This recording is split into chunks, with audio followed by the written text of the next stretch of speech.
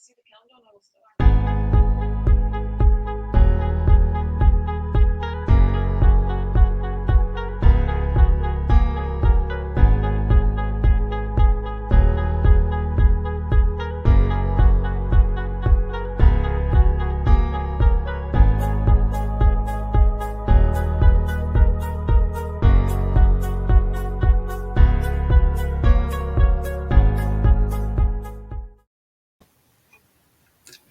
Hello, everybody. My name is Peter Dorrington. I'm the Chief Strategy Officer of Anthralytics, but more importantly, I'm the host for this session with Paige.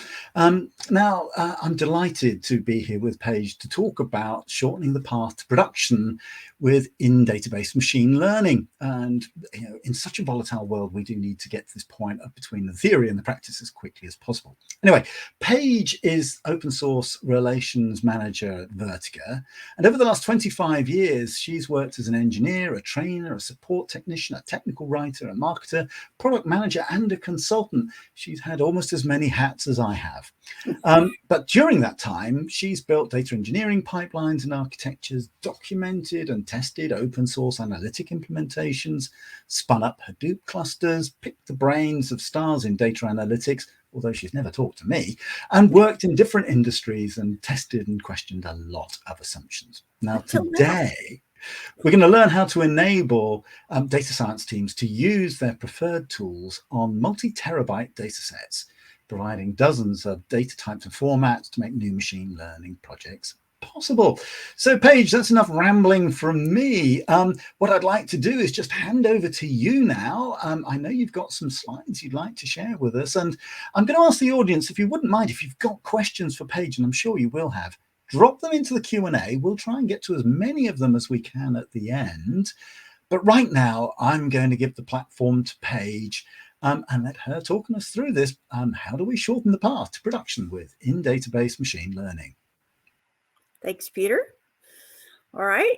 So I'm just going to kind of talk to you a little bit about how we can make this, how you can get your projects into production, because everybody wants the benefits that machine learning provides, but while your data scientist teams are working hard and your data engineering teams are working hard, it can take as long as 3 to 6 months or a year or longer to get your projects into production. And we need to work on streamlining that. And I'd like to talk to you about kind of a shift from the legacy way we've been doing it to a more efficient way that folks are starting to adopt.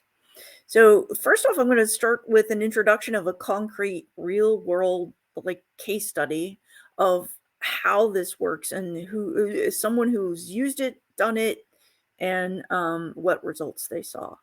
And then we're going to talk about why is it hard? Why isn't everybody doing it? And is it possible? Can we really do this?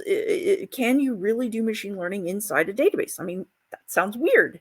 I mean, that's not how you do machine learning. Everybody knows that you use open source stacks, and and you have to have multiple stacks and a lot of other things. And it's so can you really do machine learning inside a database? And if you can, why would you? What's the advantage? What does it do for you? How would doing it inside a database be any better than any other way to do your machine learning workflow? And okay, if I wanted to do it, how would I go about it? How does it work? How does it work technically inside the database? And what do I need to do to make it happen? And then I'll take your questions at the end. So first, let's launch into the introduction of, yes, this is happening. People think that this is something that might happen eventually, but they would be wrong. This is something that affects you every day in very serious ways. Like if I have something wrong with me, if I need to go to the hospital, if I need to get an MRI or a CAT scan or something like that. Philips is the company that creates those machines and builds them and sells them all across the world.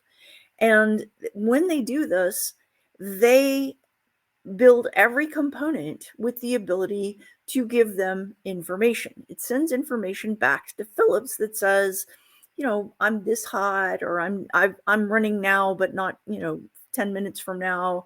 It tells them all this information about every single component, its health, its use, all of that.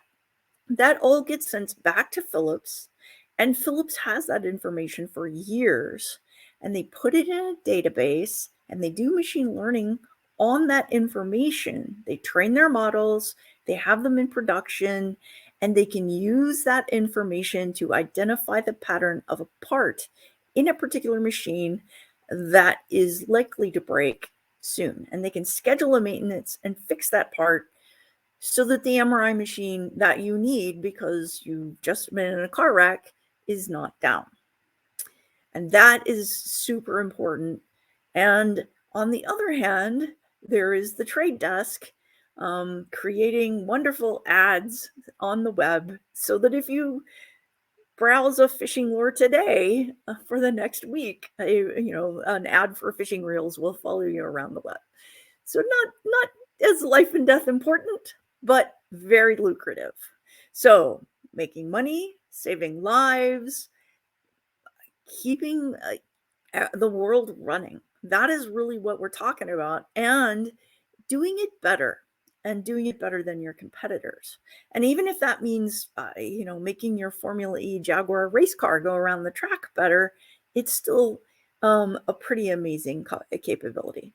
And yet it doesn't work until the machine learning project is in production. So let's dive a little bit into a specific case. So this is way back in the day, back in 2007 when, dinosaurs roamed. There was this little startup called Nimble Storage, and Nimble Storage had this great idea, and they saw the writing on the wall that data centers, whether they're cloud data centers or they're, whoever's data centers, everybody needs a data center. We're all going from spinning disks to more flash drives. They were going to this new, faster way of storing and retrieving data, faster networks, better hardware. So this is what they created, was better hardware, more advanced hardware, and they sold it and did quite well. Now here's the problem. Because they were early to the market, all of the people that they sold to had no idea how to troubleshoot this hardware. They had no idea how to keep their own data centers running. So what do you do when you have some cool new tech and it breaks and you're not sure what to do? You call tech support.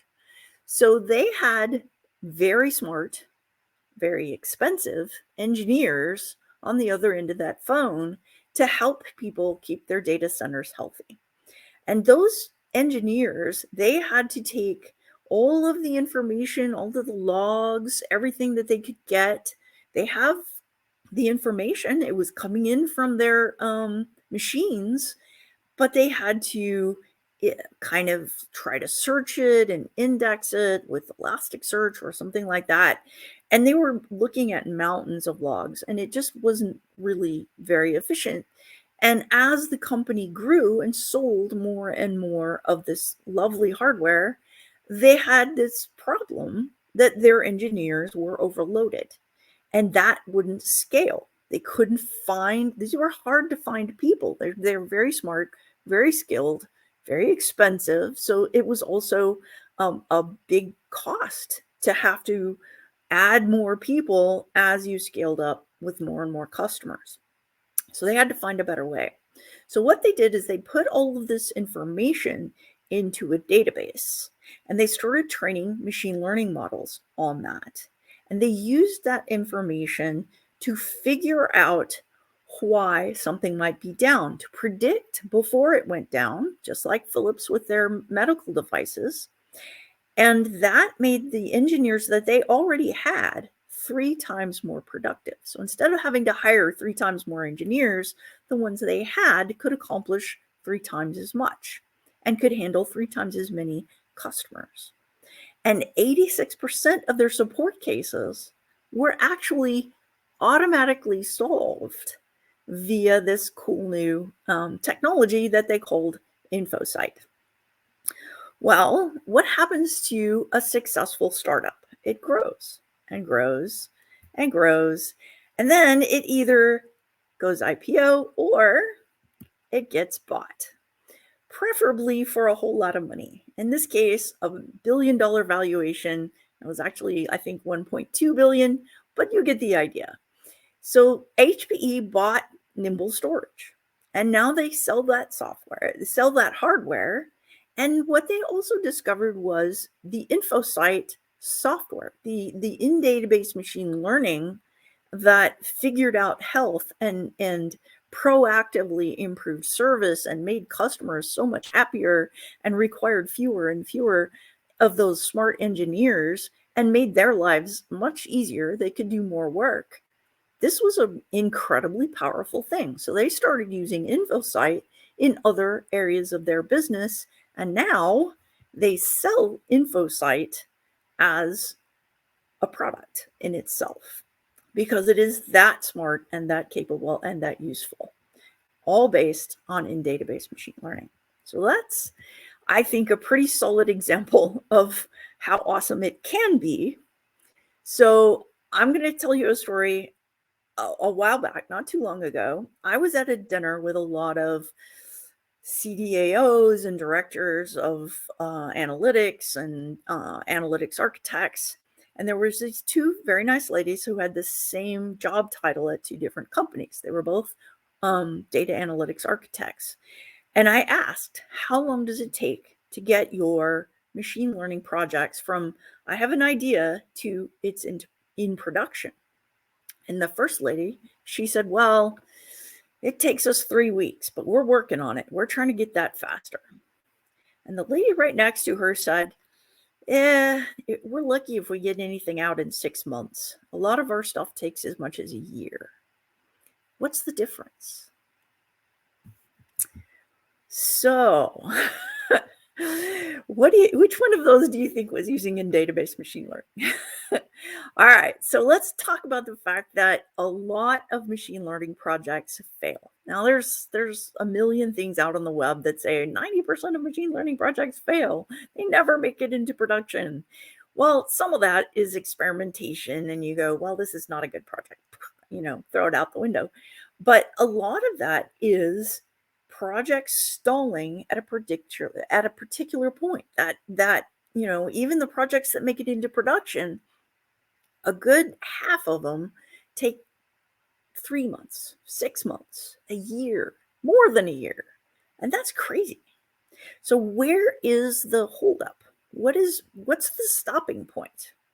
And the answer is almost always going from that proof of concept stage where the data scientists have done their job. They have really experimented and feature selected and trained, and they've evaluated and they figured out this is the best model. This is it. This is the model we need.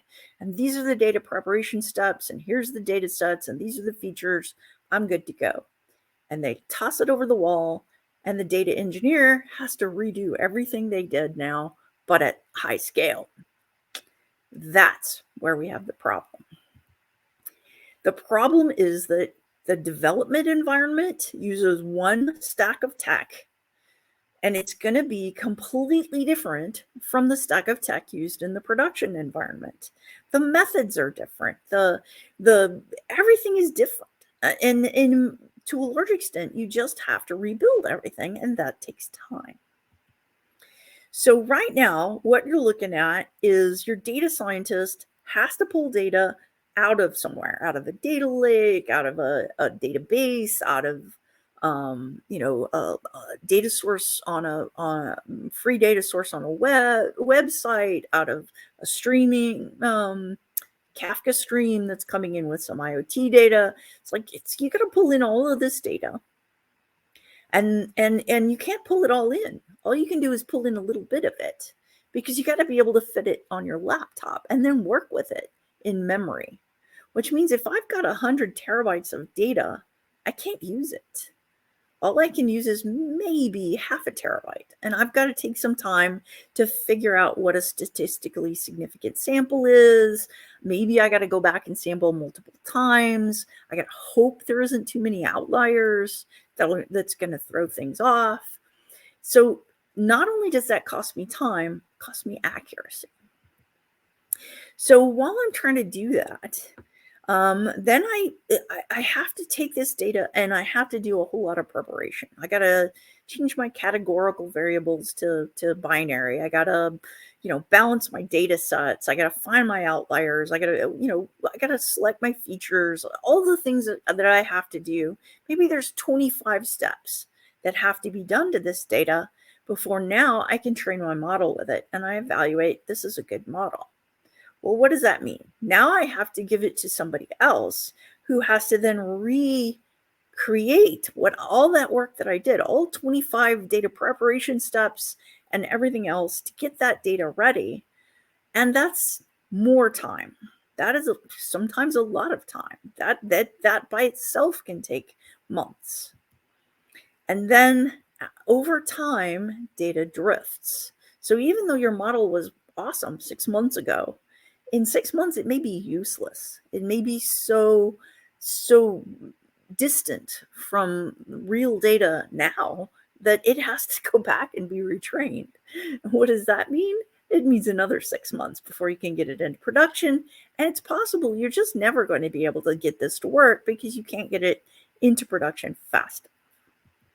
That's a big problem.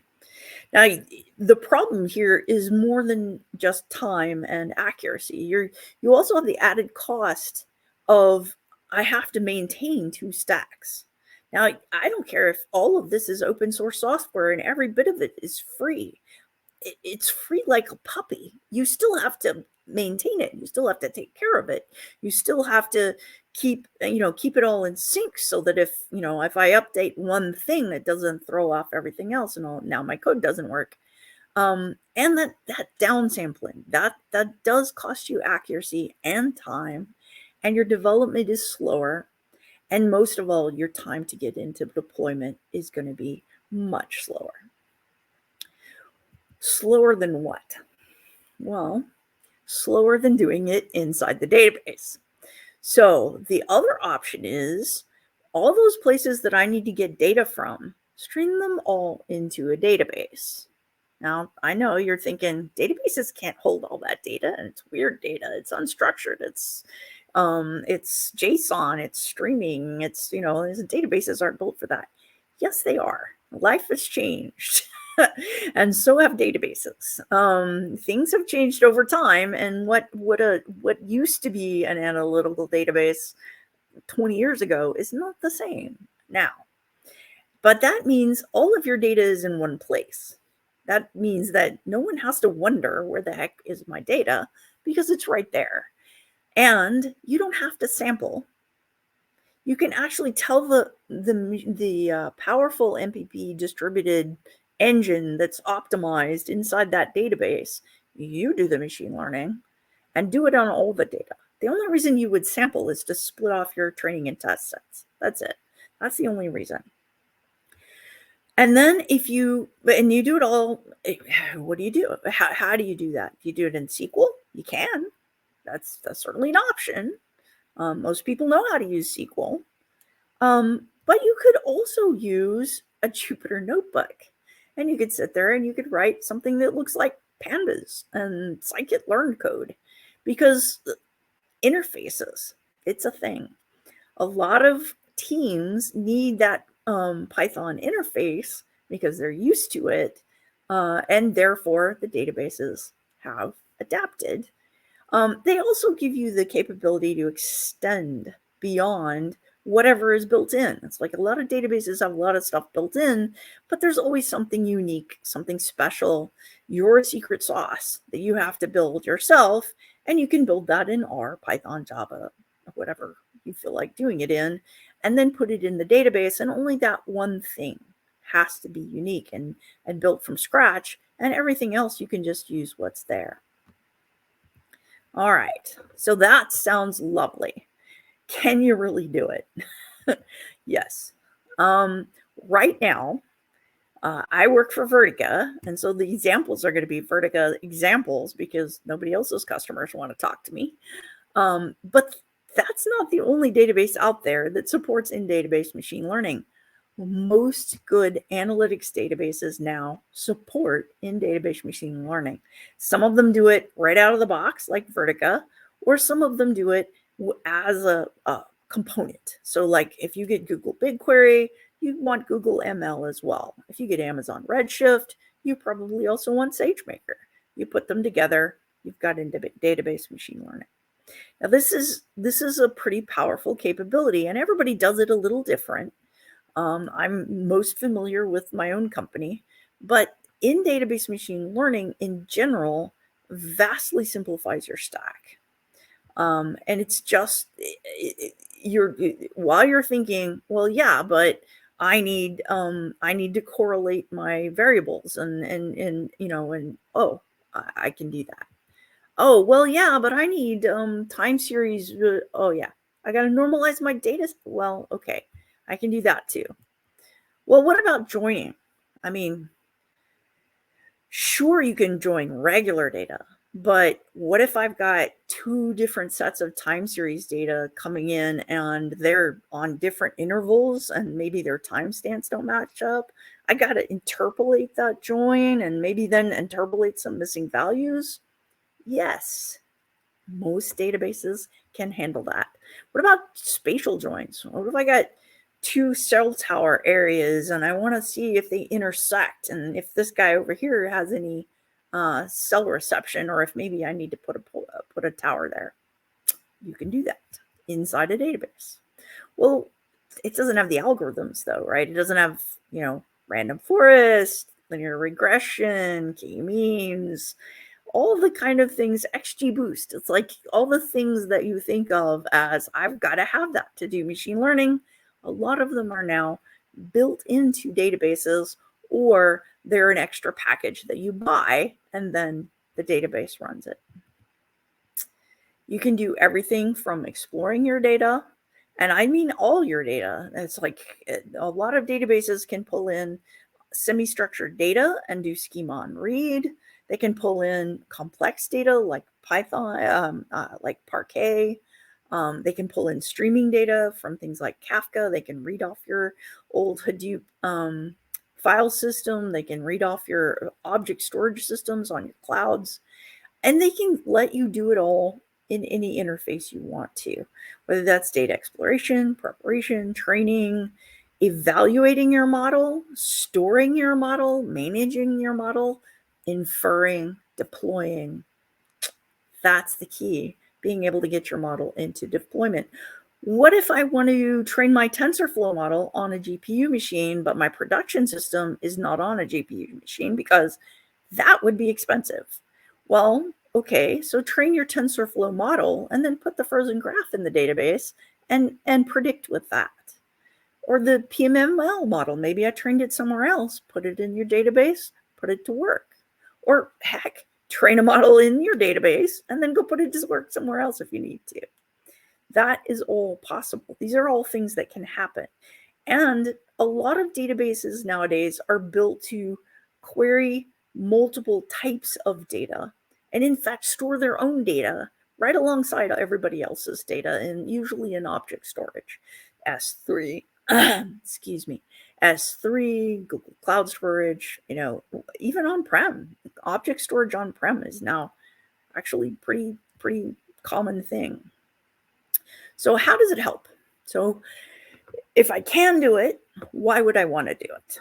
Well, first off, you're storing your model, your data, including your intermediate data sets and maybe even your final feature set inside your database right together. That gives you a lot of reproducibility. I can go back and retrain it.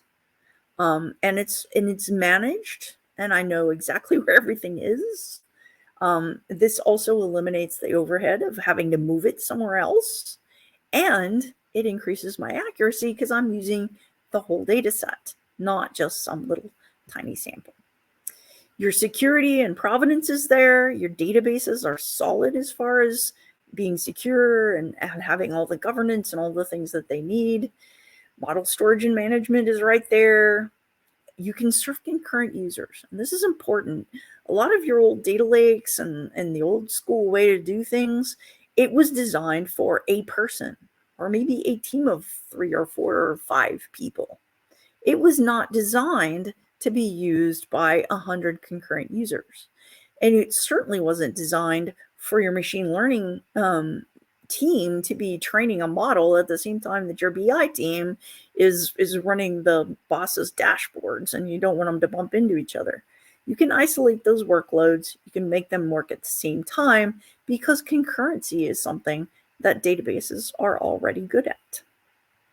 It's also highly scalable because these are MPP databases. You're talking about a database that's designed to scale, and the engine is designed to scale. And machine learning functions that are built in are designed to scale. So that makes your life a lot easier as far as performance and just getting your job done more quickly. Instead of doing, one iteration and going, well, I guess that's what I got to live with, or 5 or whatever. You could do 100 in the same amount of time and pick the best one. And that makes a big difference as far as accuracy and goodness of fit and things like that. It also means you don't have to maintain multiple stacks. You don't have to maintain a whole lot of stacks. It vastly simplifies your architecture and makes it so you only have to maintain a few components, not 10 times that many components. And this is the most important thing. Because your development environment is going to be your database, and your QA environment is going to be your database, and your production environment is going to be your database. They're identical. You don't have to redo your work. This is the SQL or the Python or whatever it is you generated to prepare your data when you were experimenting. If you're happy with that and you're good to go and you're saving your intermediate data set, you've already got the steps. They don't have to be redone. You can push it to prod in minutes, not months. And that is huge. All right. So how does it work? Well, I think I picked a tree model because that's easy. Easy to explain. Essentially, what happens is your models get split off and done, a piece of them done on each machine. And that's the way it works inside it. And I'm going to talk more about that. But one thing I don't have a good slide on is essentially me as me. How am I going to do it? I almost can't tell the difference between I have a Jupyter notebook and I'm doing my interactive work on some tiny little sample that I managed to squeeze onto my machine versus I'm doing the exact same thing, only I'm doing it on a database. The database is doing all the work and I'm using the whole data set. It's going to take me about the same amount of time. I'm using almost exactly the same code. It looks just the same. Your work is no different. But inside, of course, you're getting some pretty fabulous advantages of getting that done. Instead, if you got a 3-node cluster, it's going to get done 3 times as fast. Or you can use 3 times as much data in the same amount of time. And that's the key. That's the important part. And you can get all of the capabilities that you're kind of used to, including XGBoost and, all the sophisticated models, all of the things that you need to prepare. It gives you a tremendous amount of power without having to learn a new skill. And a lot of times your company already has an analytics database.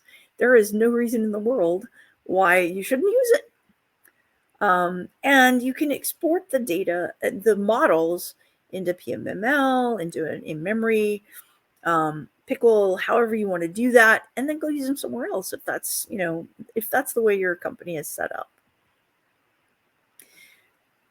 one of the things I think that people don't realize is that time series is has been probably in databases for longer than a lot of the other algorithms. And this means that if I'm going to do IoT or sensor data analysis or anything that's got a time, it's raining right now, so weather, you might see some flicker since I have satellite internet.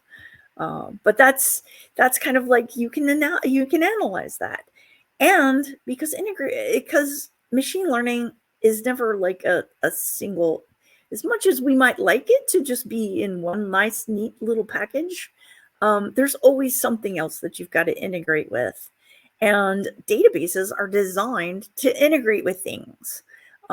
So they can import things like frozen graphs, and they can talk to H2O and PMML and pickle models, and they can import those and they can export those. And that gives you a tremendous amount of flexibility.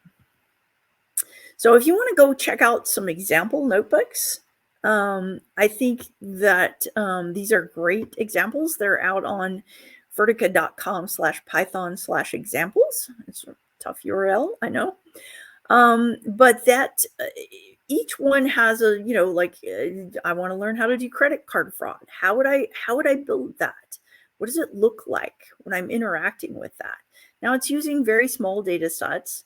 And it assumes that you downloaded or you're using the cloud version of the free version of Vertica. So you're not paying any money to go out there and give these a try. And so you can see how in database machine learning works and how you would use it. And I'm going to wrap up with another good example. So Jaguar Formula E Racing. So Jaguar is a fairly famous company for having sleek, fast, cool cars. But they were sort of getting a little dated. So they were like, look, we're still cutting edge. We're going to go into the Formula E electric race car circuit. And we're going to show you that we're still awesome. Well, they discovered that there's a lot of limitations on how you can build the car, on how much energy you can put in the batteries. Everybody has the same amount at the beginning of the race. It was a lot more complicated than they thought. And every time that race car goes around the track, it generates about 1 million data points from all of the little sensors inside the machine. Well, that's great for having a lot of data to analyze, but they put it in a NoSQL open source database and didn't work out so well because they couldn't fit it in there without doing aggregation. And a lot of times machine learning really needs the granular data to see what's going on, to really understand what they're doing. So what they did was they switched to one of the more modern MPP databases. Guess which one? And that gave them the ability to analyze more data. Now they had tried and tried for 5 years and hadn't done very well. They had two nice, really slick, really excellent drivers, Mitch Evans and Sam Bird, and these were both very, very good. These guys knew what they were doing, and obviously the Jaguar folks knew what they were doing, but they were limited by the rules of the game, which, among other things, said they could only spend so much money on analytics. They could only spend so many people could do the analytics and so much time. And that meant they had the limitations that almost every company has on money, people, and time to get their analytics done. Well, a friend of mine, Mark Welly from Wales, he went in and he said, hey,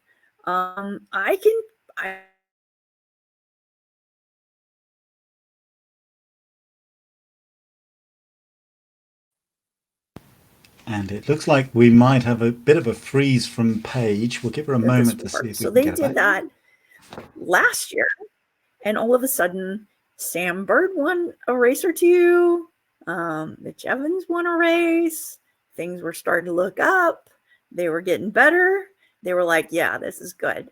So they went on it all in, and All of their analytics is now done inside that database. All of their machine learning, all of their energy optimization for that race car is now done in that one database. And earlier this year, on my birthday, Mitch Evans got a rare double win. He won 2 races in a single weekend. And in fact, the Jaguar Formula E race team did so well that Mitch Evans ended up coming in second overall in the league. And he credits the database machine learning with it being as valuable as Michelin tires to getting that win. So I wrote a book about this. Feel free to grab a copy. There's a link there if you want to when you get the slides. And I will be happy to take some questions. Lovely. Thank you very much, Paige. And can I just ask everybody, if you've got questions, drop them into Q&A. I know a couple of you have found it already. So, Paige, let me go to the first question. This came up at about halfway through your talk. Okay. The question is this: how do you ensure reproducibility? So, interesting question from a data scientist point of view. How do you ensure reproducibility with an in-database machine learning environment? Most databases have a snapshot capability. So they have a point in time. Plus, you can also save your intermediate data set. So let's say I did a whole bunch of data prep. I combined 5 different data sets and, threw out most of the features and picked the ones that were the most important and changed those to binary from categorical and did all this stuff to my data set. I might save that data set at that point, and that's what I trained my model with. And then I save them a model right next to it. There isn't anything more reproducible than having the model and the thing that trained it sitting side by side in the same database. You can completely reproduce that. Now, if you want to then, and you can explain it, you can go back and say, hey, what data led to the thing that says I can't get a loan? Well, here's the data. Here's the features that were looked at. You can literally save it right there and be able to reproduce it at any point. That is a huge advantage, I think, of doing your machine learning inside a database.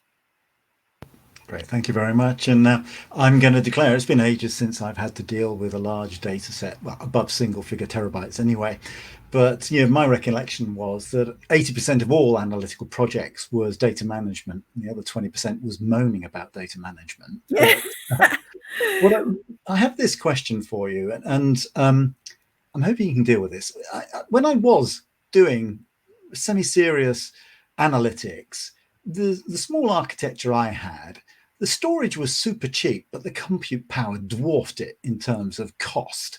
And I'm wondering whether there are any hardware considerations. If you're looking to in-database machine learning, it's going to need a fair amount of compute power, whereas before my data server had a tiny processor and just enough memory to stream data at speed, but I never would have dreamt of doing analytics on it. Is there anything we need to think about from a hardware architecture point of view if we're going to go down this route? This is going to sound like a commercial. So I did an article actually on this. One of the problems with a lot of the cloud databases is that they have a financial incentive to be inefficient.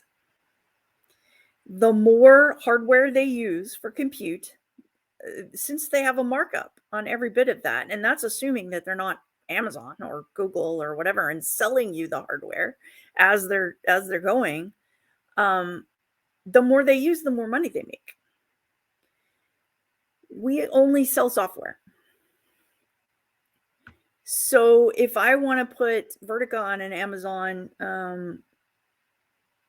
instance, you negotiate with Amazon the lowest price you can get, and we are designed to be as efficient as possible, both with storage and with compute. Because we still have a lot of people who are on-prem People are doing hybrid. People are in multiple clouds, and we're not gonna mark up the hardware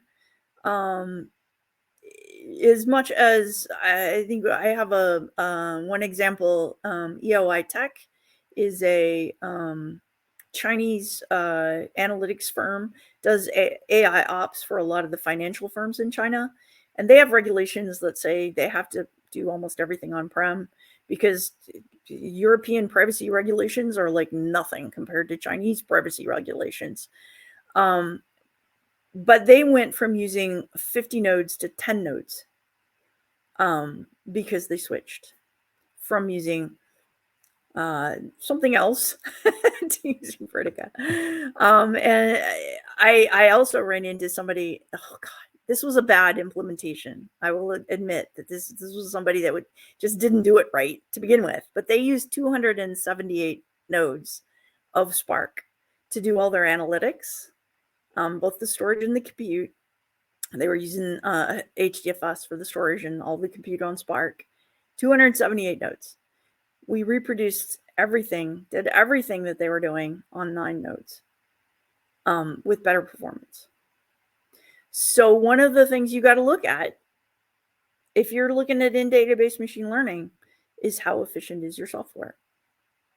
Because the less efficient your software is, the more hardware it uses, the more money it costs you. And that's always been true, really. It's just that I think the cloud has magnified that because it's so usage-based, so focused on how much am I using, instead of just buying maximum capacity and going with that until you use it all up. You're actually paying attention to how much each minute that you do analytics is costing you, how much each beefy node that you have to put up to train a machine learning model, how much that costs you. So you just have to pay more attention to how efficient your software is. Great, thanks very much, Paige.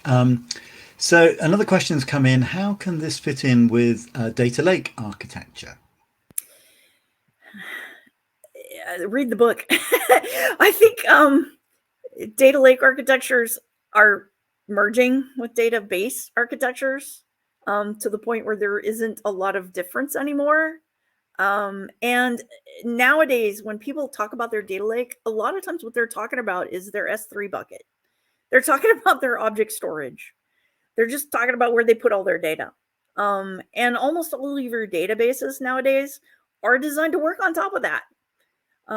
Many of them, like Vertica, even store their own data in the same place. They query that data. If I'm on Amazon and I want to use Redshift, SageMaker, Athena, I put those 3 together. I've got in-database machine learning, and I've got a query engine that will query both Redshift and anything that's sitting in my S3, no matter what the structure is. That is common. That is very common nowadays for a database to be able to query its own hyper optimized format and everybody else's format as well. Parquet, Orc, JSON, all that kind of stuff. So so the difference between a data lake and a data warehouse is degree. There really isn't nearly as much difference as there used to be. Both can use SQL. Both can query all kinds of data. Both store their data in the same place.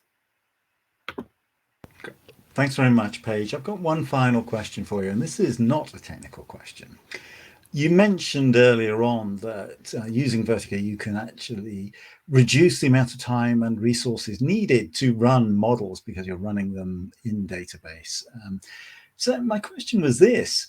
You talked about the case about not having to make extra hires to cope with growth, but I've worked with organizations that said, actually, we still fully utilize our data science team. We didn't want to grow it, but we were able to use the freed up resources in different ways. I was wondering if you'd come across some examples of organizations that said, actually, we kept the team size the same, but we were able to do more things.